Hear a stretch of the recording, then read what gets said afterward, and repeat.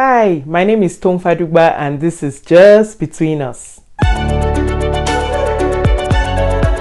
Thank you so much for watching. If you haven't subscribed, please click the subscribe button and also remember to hit that notification button so that you can get notices when we release new videos. So today I want to address a question that needs to be considered for those who want to get married.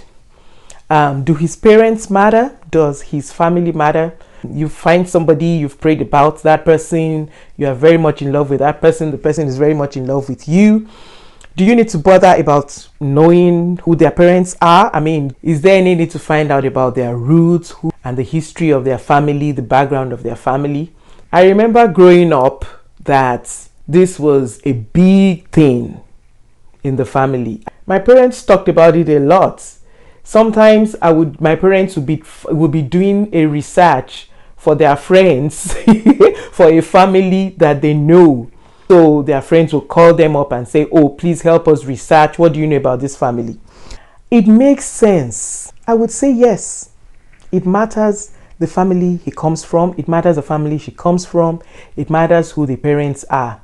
On a lighter note, I know that guys have been told that if you want to marry a lady, just go see her mother's current look. So just add the number of years down the line, maybe 30 years down the line. Are you happy if that's how your wife is going to look? And vice versa. So go check his dad out. Are you still very, very sure you want to get married to him? We inherit many traits from our parents and we acquire a lot of habits from them. And they are not always positive. We usually inherit both good and bad. So someone was saying that, oh, she's struggling with her weight because everybody in her family is fat. And everybody is struggling because they all have this genetic or hereditary low metabolism. So somebody else was joking and said, no, it is not the metabolism rate that is hereditary. It is the eating habit. Everybody in your family likes food. So yeah, this is true because growing up, there are some habits that we pick up subconsciously. You are not even consciously picking up these habits. But this is something you wake up, you sleep, you wake up, you sleep every day for maybe 20 years. That's what you see your dad doing. That's what you see your mom doing. Without even thinking, without even knowing it, some of those things, habits, and mindsets have been deposited in your subconscious. So you later on exhibit those traits. We see an example in the Bible, a lying habit. In the family of Abraham. Abraham lied, his son Isaac lied, and then Isaac's son Jacob also lied. Why we are doing this research is so that we can make up our minds what we want to do. If, for example, his dad is a womanizer, if he starts manifesting traits like that, is that something I can cope with? Do you see enough spiritual maturity in him that will help him address that situation so that he will not find himself in the same kind of circumstances that his father found himself? Is he open to being helped in that area? Has he accepted it as a potential threat in his life and an area that he has to be careful about? Those are the kind of questions that you will definitely need to ask yourself and maybe discuss with him. I know that can be very sensitive. You say, oh, your dad is a womanizer. How do I know that you're not going to womanize? That's going to cause serious problems if you handle it that way. You're going to kind of try to address that with wisdom. You can talk about his plans for accountability. What does he think about it? You know, so it's a topic that you will discuss rather than completely ignoring it and say that, oh, well, wow, his father was like that, but he will never be like that because he's a Christian. It's not automatic. So maybe your fiancé, for example, is generally cool, calm, gentle. You know, everybody considers her as a very quiet lady.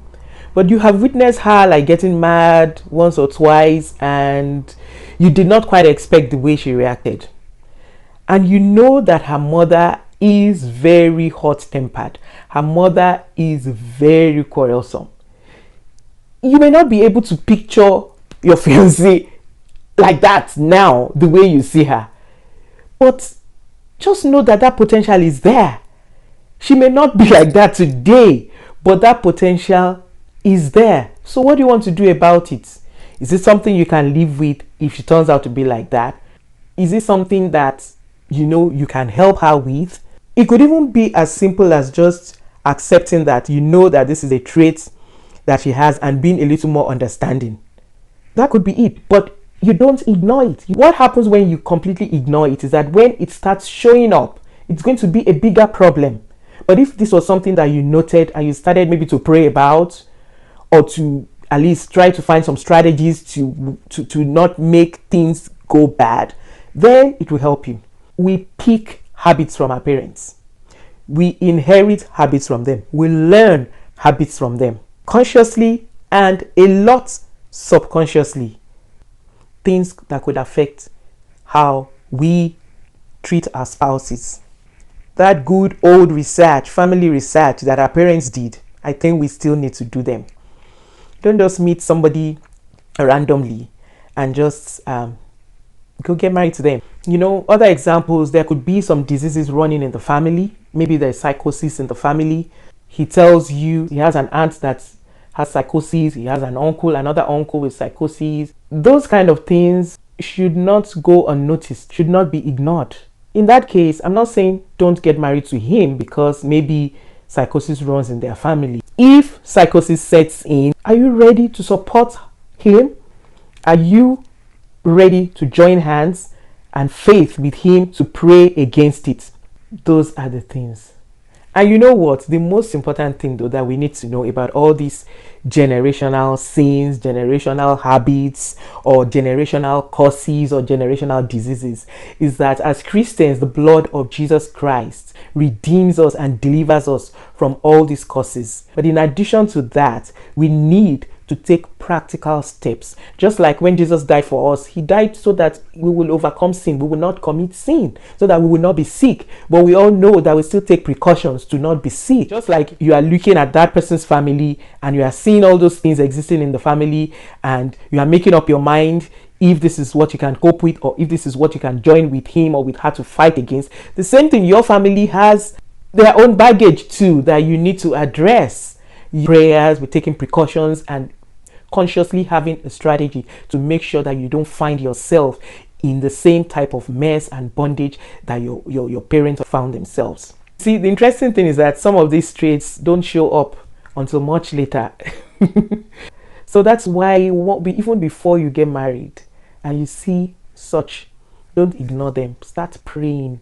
You see that thing in your father-in-law, start praying that this will not be in my husband. No. Or you start, practically helping him in ways that you can so that he doesn't also land in that problem. And like I always say, it's important that we do the research. It's important that we know these things. It's important that we are prepared. It's important that we address these things and not ignore them. But most importantly, in making our decision on who to marry, we need to seek God. We need to pray for his guidance. You don't necessarily need to run away just because you have seen a trait in that family. If God is saying that person is the person that you ought to marry, and you are convinced that God is leading you, and you have been able to answer all the questions we spoke about, then please go ahead. Well, I think we're going to end it there today. As always, I look forward to reading your comments. I want to know whether you agree with me, if you want to share your experiences too, or if you have further questions, please note them down in the comments. And please like, subscribe, and share our video and our channel. So until next time, remember, it's just between us. Bye.